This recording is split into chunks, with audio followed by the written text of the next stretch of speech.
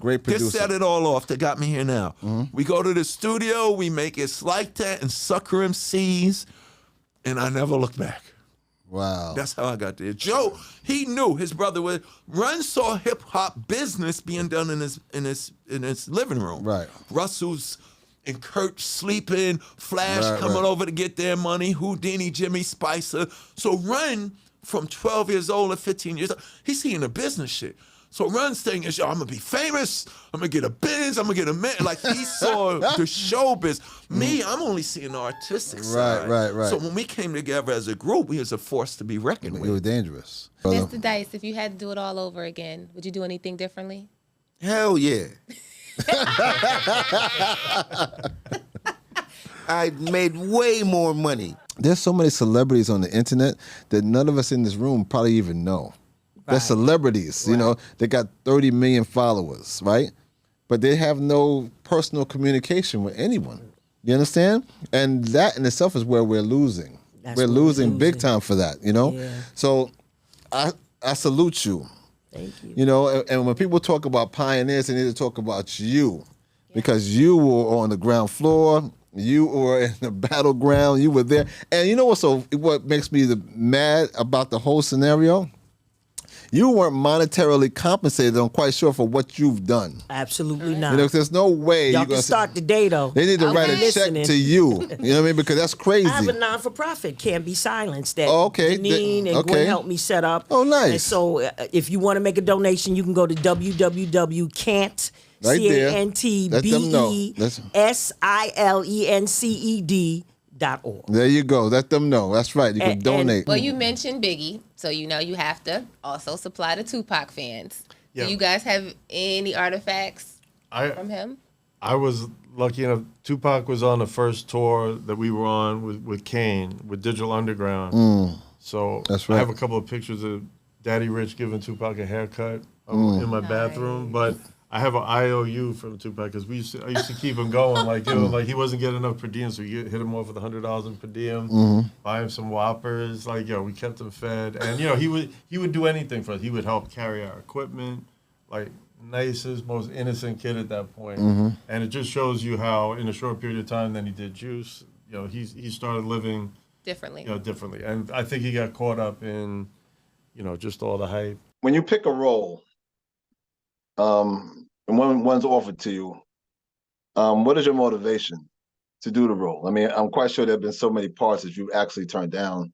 I mean, you don't do everything that you know people approach you with. So, what is your motivation actually to do the part? Mostly, it's the story. Right. You know, I mean, what is it? What is it about? Right. And is the character that I'm playing can I breathe some life into him to make him a full scoped human being? Right. You know, and not it for me. I want to see it on the page that they're a well-rounded. You know, I refuse to play stereotypical roles, especially when they're written by, when they're written by not people of color. But people of color write just as much stereotypes as anybody else. Yeah, without question, this is true. But you have to be mindful. Black people have done every endeavor in life. Right. Black people have done. They've been good people. They've been bad people. They've been extremely smart people, and they've been not so smart people. But each one of them has some humanity. What's the common link? What was their mama like? How do they behave with their grandmother? You know what I mean? Right. So I just want to find some common humanity. So that when you look at him, you say, wow, he reminds me of my neighbor or my cousin, my uncle. You know, I went to church with that guy, or I was in prison with that guy. You know. Right. And you do that very well, man. Every role that I see you in, and your filmography is so diverse. So I knew I had something different than what everybody was doing.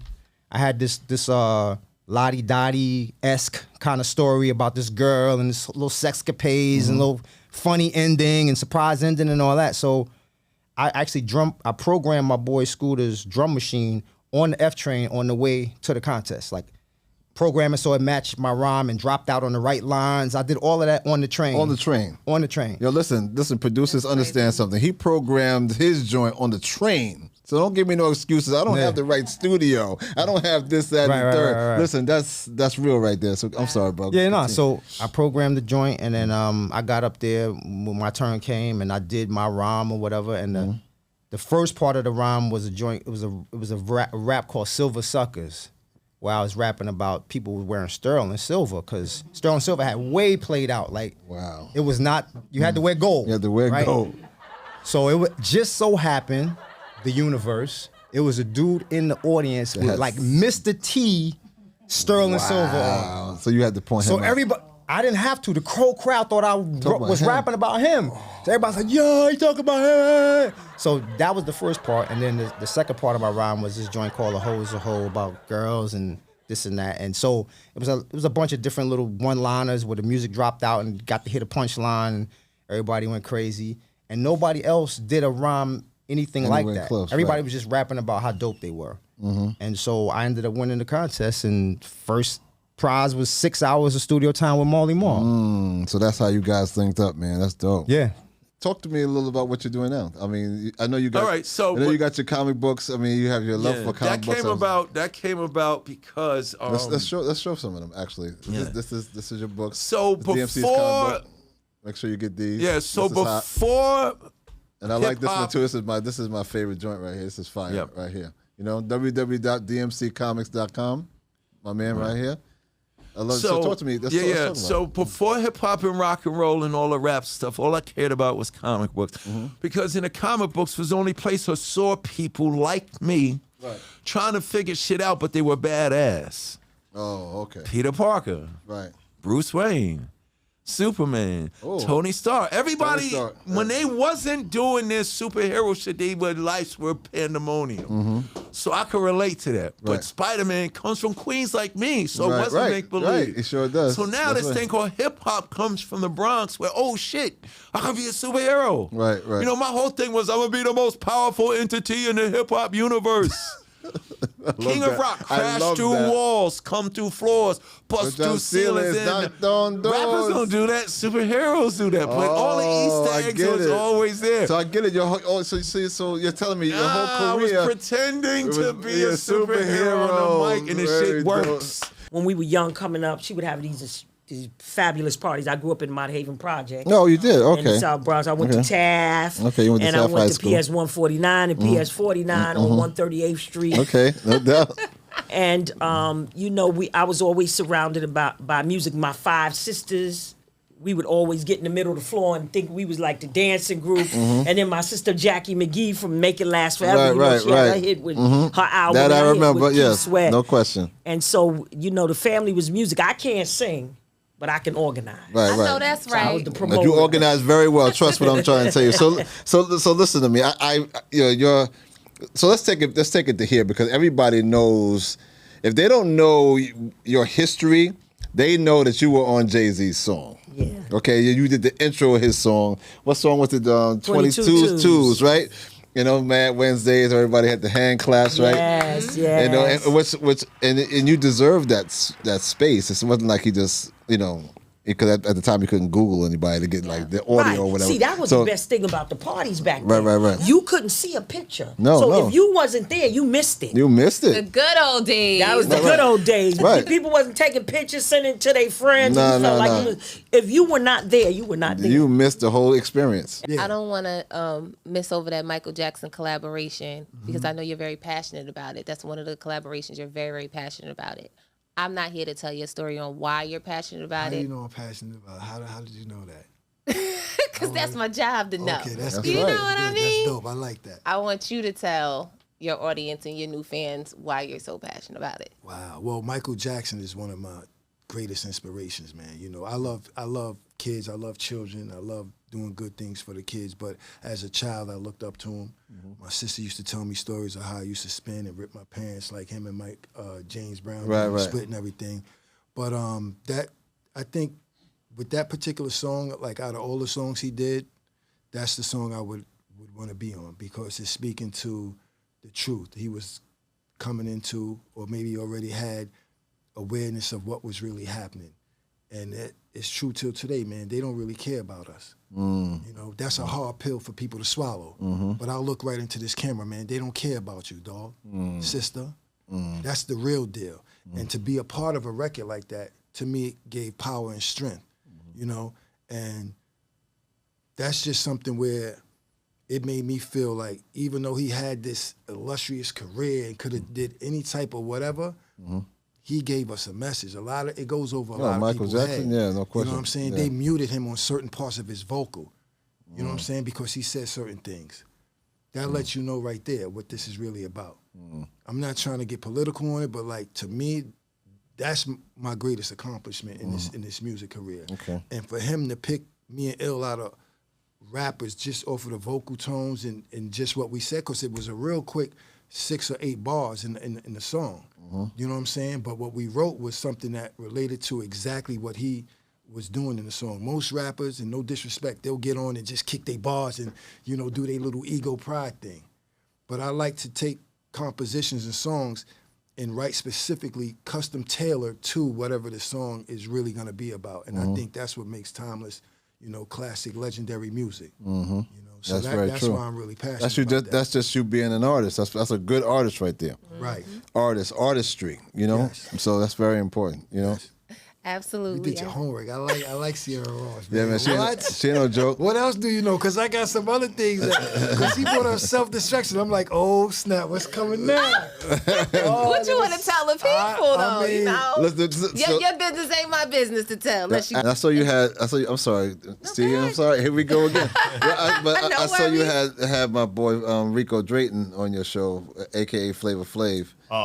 Forget what. Another one we sent Yo out. Yes. You know, Yeah, boy. Yeah, Flav. Flav is incredible, and I know he had some things to donate, didn't he? You know, yeah. The you know, clock. there's something that he wears around his neck that, you know, was in full effect. And yeah, we got a clock, and we got his tuxedo. Oh, his tux, And- the but- white but- tux. Yeah, the white tux. Can I tell you a story about the white Yeah. tux? So this is a true story. Myself, Dr. Dre, Bill Stephanie, former president of Def Jam, Who was at the gala. who was at the gala as well, Chuck D, and Keith Shockley, who was a guest on our show, and, you know, one of the Barber Squad members. We were eating in a diner, right? Now, this is when Flavor first got that tux. I believe he came from a wedding with it, right? And he had the top hat to match the tux. Right. He didn't have the top hat. No. He didn't survive. Yeah, so he came into the diner. We were all eating. He came in late. We all sat down, and then we were leaving. You know, everybody has to pay the bill. And then next thing we know, we couldn't find Flav. Like, where did he go? Right? He just disappeared. So we all left because we was casual. We know we paid our bill, right?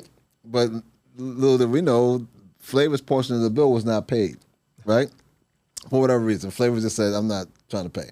So, you know, Dre at this time had this. We was still DJing, so Right. he had this van, this blue van, right? So we got out to the van, and Flavor's hiding in the van with the tux. And the lady's like, "What's your friend? What's your friend? He no pay. He no pays." Oh, my God.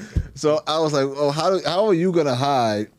You, Flav, with a tuxedo Right, on, with a right, top hat. You're not hiding, bro. You're sticking out like a sore thumb, bro. Exactly. This is not the play. But that's Flav. No, but Flav that was back then. That was genius to me. I thought he was like, "I'm out of here." I ate him out. You become such an iconic figure in the culture of hip hop, and I'm not too sure how you feel about that. You know what I mean? So, because you really become a cultural figure in our culture if you're not directly involved, if you're not an MC, if you're not a DJ, if you're not somebody that's active in our way of life, you know. But people like yourself become iconic because you starred in motion pictures that we love so much. You know, I mean, like Dead Presidents, like Barbershop, you know, like all these culturally acceptable pieces of work. So how do you feel about the hip hop culture?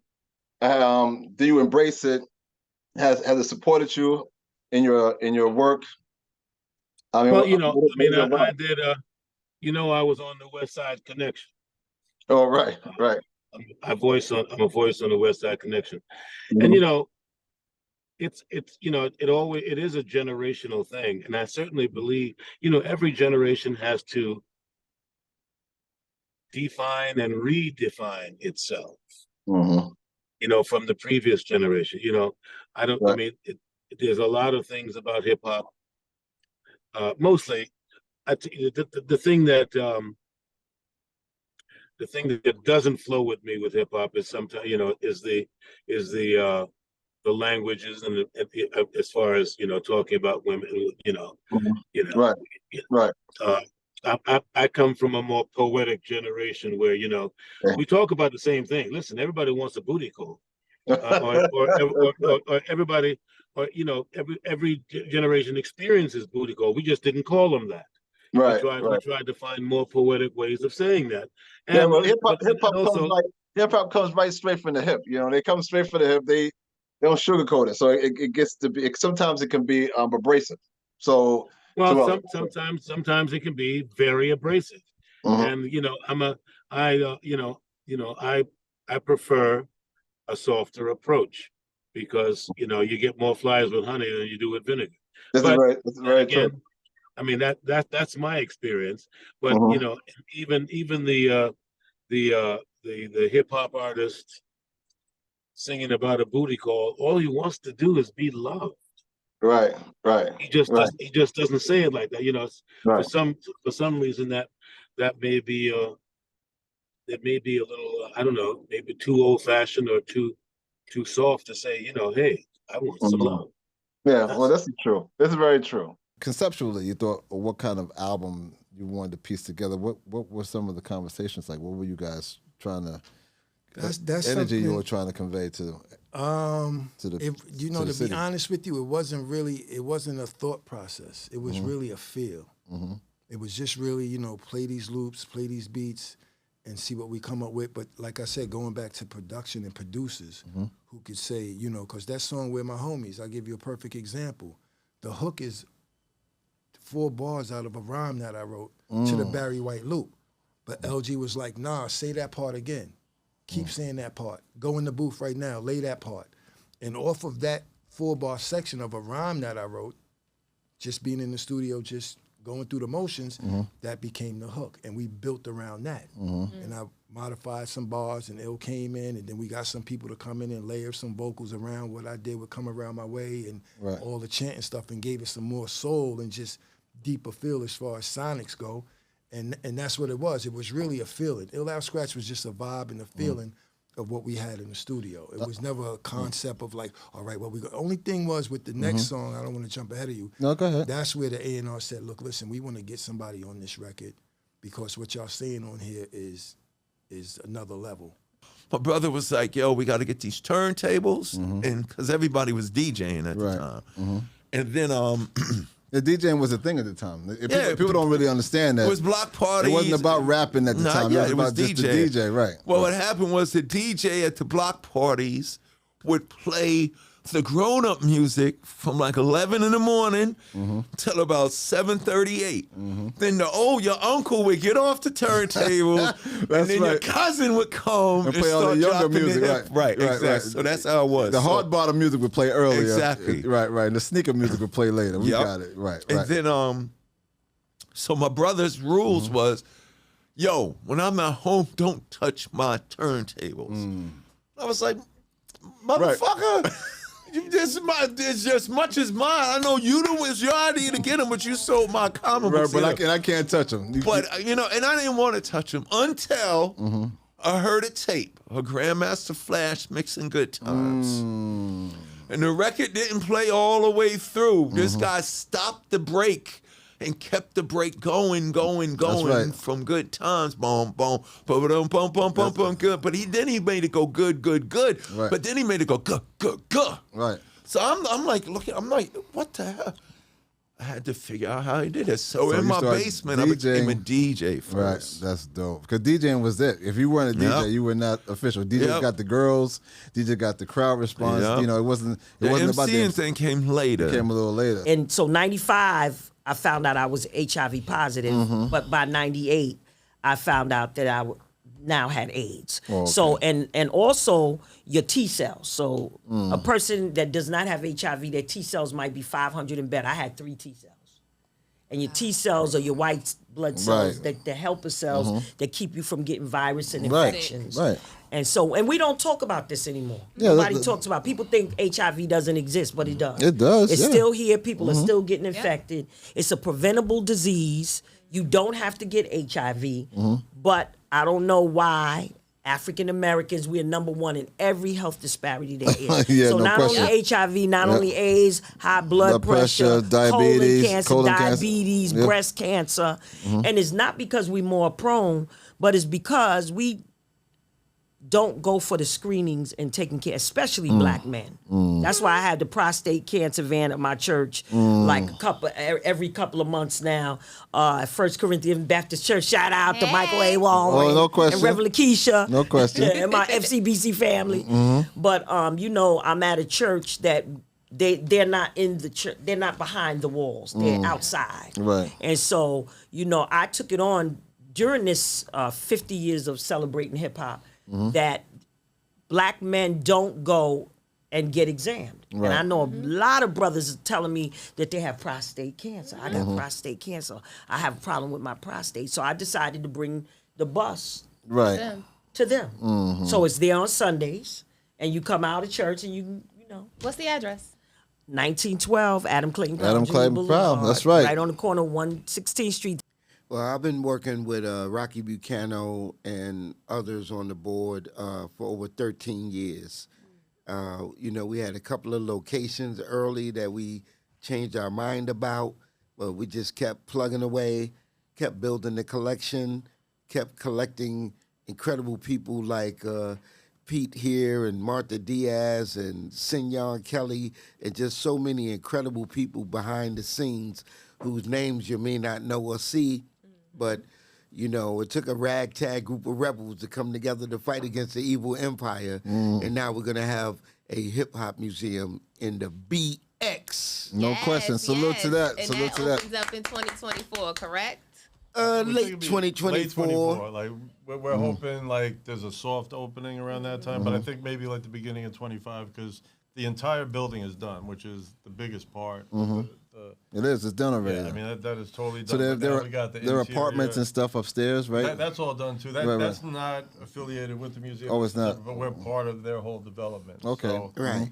you know, 52,000 square feet, and at the end of the day, I think there'll be about 32,000 exhibit space square feet. Wow, There'll that's be a theater amazing. in That's there. amazing, Yeah, man. so it's a huge project. So we have to fill in the entire history of hip hop With hip hop you know. treasures, baby. Okay. So then me and Dice had this idea that we wanted to do a show more like that American Pickers show where Yeah. Right. we go out into the hood. We Oh, and you pull out find- the Word Up magazine, Right, we right. get T-Money's medallion, Right, you know, right. and original concept gear. you Right, know. right. So what we did was we ended up hooking up with this company, Pulse Films, who then hooked up with A&E, and next thing you know, we got our own TV show on Saturday nights at 10 o'clock. That's really After school, the kid from the other class, Joseph Simmons, comes over to play ball in my backyard. Okay. So it's just him. Right. Because the rules was, you know this, when you was in elementary school, if no parents is home, you that's- can't have company. That's no good. That's not going But to work. this particular day was just Joe by himself.